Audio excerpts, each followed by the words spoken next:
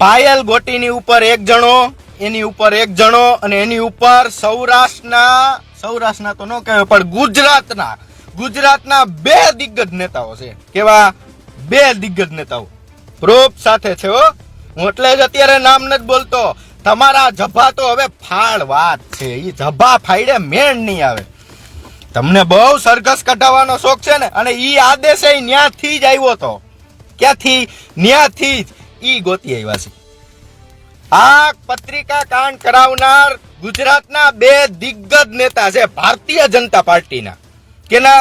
ભારતીય જનતા પાર્ટીના. એના નકુચામાં ભરાઈ ગયા પાયલબેન ગોટી અને વિગેરે વિગેરે વિગેરે. એમાં એક મળતિયો છે ને, એક મળતિયો